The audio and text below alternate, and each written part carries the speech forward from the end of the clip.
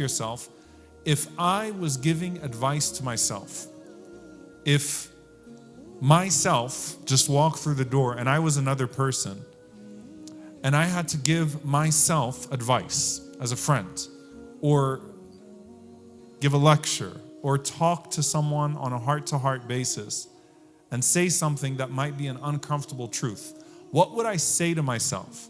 If I knew myself as a friend for, let's say, 5 months, and I've spent every day with you for 5 months, then I probably have a pretty good idea of who you are. Now, you've spent every single moment with yourself since you've been here. But I'm talking about if your self was a friend. 5 months, 6 months, I've seen you every day, and now I need to have a really uncomfortable conversation with you. What would I have to say to you? And what would be the nasiha, the advice that you need to hear? And subhanAllah, you'll find that Sayyidina Umar radiallahu ta'ala anhu mentioned that tafakkur, tadabbur and tafakkur, that contemplation, introspection is like holding up a mirror to yourself. And it is the clearest, most clarifying mirror that you can possibly have. You see, if you have a righteous friend that is willing to share with you certain things that you might need to hear at times because they love you more than they love your friendship. Those are special people, by the way. If you come across one of them, alhamdulillah. They love you more than they love your friendship. Meaning what? I'd rather tell you something that I think you need to hear, even if that means that I might alienate you from me because I think it'll make you a better person. Very few friends are like that. And when you find a friend like that, make sure that when they give you nasiha, when they give you that sincere advice, you thank them in a way that they will want to give it to you again, and that they'll be willing to receive it as well. If you have people like that, those are the people that Allah is talking about when He says, Tawakkul bil haqqi wa tawakkul bis sabr. They enjoin one another in truth, and they keep each other patient. Those types of friends, right? That will actually take the time and care to love you more than they even love your friendship. Now, yourself is even more clarifying, especially if you're paying close attention to yourself. And you should care about your hereafter more than anyone else cares for your hereafter. You see, there's a handoff point, especially for many Muslims that grow up in Muslim households, where your parents care more for your Islam than you care for your own Islam. And then there comes a point where you've got to take control of your own narrative and your own religion and your own story. And this has to become now your pursuit. It's no longer them waking you up for prayer. It's yourself waking up for prayer before they can even come knock on the door.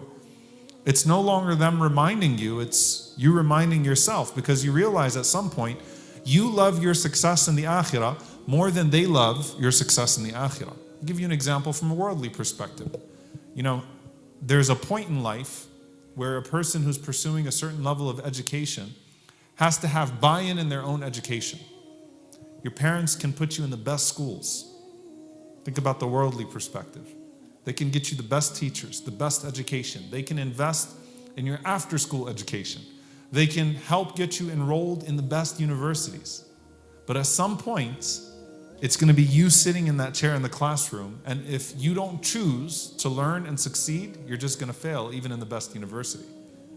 There's a spiritual analogy there too, that even if someone gets you the best environment, the best teachers, puts you in the best community, puts you in the best university, the university of Rasulullah sallallahu alaihi wasallam, which is the university you want to be enrolled in, his sunnah, at some point, you've got to be wanting to succeed and learn and grow, or else you fall off. Now that's just one example of this. So as I said, if I don't make you a little bit uncomfortable in this lecture, then I failed as a lecturer.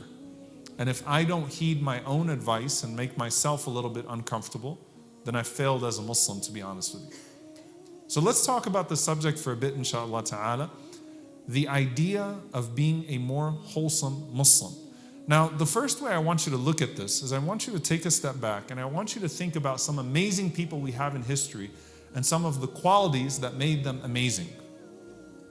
And whether those qualities match the typical circumstances of those people. So I'll start with the Prophet of Allah.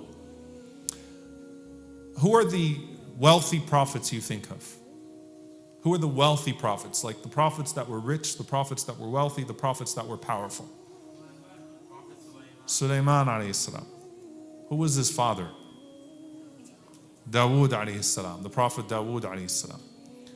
So one of the beautiful things that you see with Dawood and Suleiman is that Suleiman alayhi salam is a prophet of Allah, therefore he's naturally nourished in righteousness and made worthy of being a recipient of revelation. But it's beautiful when you see succession in the Quran between parents and children. The most common ones we talk about are Ibrahim alayhi salam and his children. And then that to Yaqub alayhi salam, to Jacob, and then to Yusuf alayhi salam, to Joseph. And there's such a consistency there. And you can see the same elements of righteousness and beauty transitioning from one parent to the next, which is beautiful, right? You don't just see that they all are Muslims, but if you met Ishaq alayhi salam or you met Ismail alayhi salam and you had known their father Ibrahim alayhi salam, you would see it. You'd catch it. There's Ibrahim alayhi salam. You remind me of your father. It's a good parent. You know, if you met Fatima radiallahu ta'ala anha, if you met Fatima, you would see everything of the Prophet sallallahu alaihi wasallam if you knew the Prophet sallallahu alaihi wasallam, and it used to stun people to the point that they'd say, subhanallah, even her walk was exactly like the Prophet sallallahu alaihi wasallam. Aisha radiallahu anha said, I've never seen a person who resembled the Prophet sallallahu alaihi wasallam more. Hadiyan wa samtan, in mannerism, in appearance, in every single detail, like Fatima to the Prophet sallallahu alaihi wa ala alihi wasallam tasliman kathira. So there's a transition. Like if I met Ismail and Ishaq and I knew Ibrahim, may Allah allow us to one day know them all in person in paradise. Allahumma ameen. I'd say, I see your father in you. I can see your mother in you. I see the transition point. I see the characteristics. So if you met Suleiman alayhi salam and you had known Dawood alayhi salam, there's a clear transition here. There's a beauty in the similarities of their character. Now Dawood alayhi salam, as I said, I want you to kind of take a step back and think about a wholesome person. Dawood alayhi salam, from a worldly perspective, is marked by his wealth and his power, right? He's a powerful prophet, he's a wealthy prophet, he's successful in the dunyawi sense as he is in the dini sense, and all of the prophets are successful, right?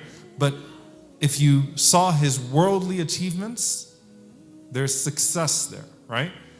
And usually with that type of success, which his son inherited and then had grown in a way that Allah subhanahu wa ta'ala decreed in response to his dua, customized an even bigger kingdom, usually people that have that type of success have certain flaws that become more pronounced, even sometimes to their own ignorance.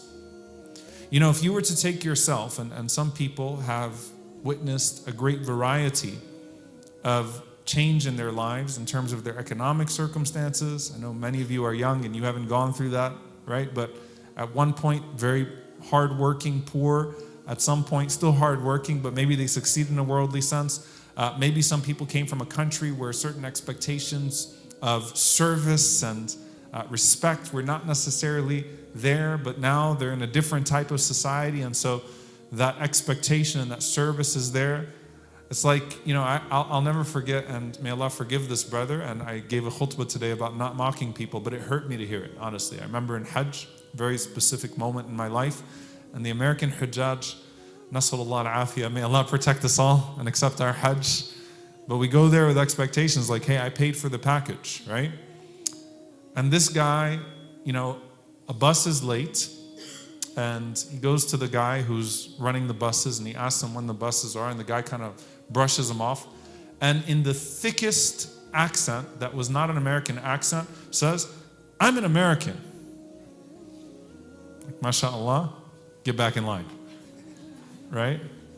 But there was something that came from, like a change of circumstance meant a change of how I expect the world to approach me now, right? Like when you get wealthier, may Allah subhanahu wa ta'ala grant you all goodness in this life and in the next, whether that's manifested in wealth or not. But when you live a life of more ease, you expect better service at the restaurant. You're more easily irritated because Your circumstances dictate this idea that I've paid my way up to expecting a certain level of treatment at this point in my life. Maybe I wouldn't have had that same level of expectation earlier on. And I don't recognize that as arrogance in myself, but in reality, what changed? What changed, right? So with Dawood alayhi salam, powerful, wealthy, successful, yet look at what he's praised for in the Quran and the Sunnah. You can take a step back. He's praised for his worship. He's praised for his ibadah, which is very significant here because Adam alayhi salam, when his descendants were being extracted from his loins, he saw this light in the creation. And he said, who is that child of mine? And he was told it's Dawood alayhi salam. And Dawood was so beautiful that Adam alayhi salam gave him several decades of his life. Said this man needs to live more on earth. What did the Prophet ﷺ praise about Dawood alayhi salam? Can anyone tell me anything you remember about Dawood alayhi salam and his ibadah, his worship? Any hadith you may have heard? You can raise your hands. I don't want to hear the mumbling. So anything you've heard about Dawood? Yeah. A wise person. His hikmah is praised. Qiyamul layl. Sheikh Atif, you can't answer, man. You're a sheikh. Jazakallah khair, Sheikh. He was generous. The sheikh just gave you an answer. What did he say? He was a king. All right. Why is no one repeating the answer of the sheikh? He was right. Qiyamul layl, mashallah. What's your name? Iman, mashallah. May Allah subhanahu wa ta'ala, what is it? Yaman, mashallah. May Allah subhanahu wa ta'ala bless you and increase you.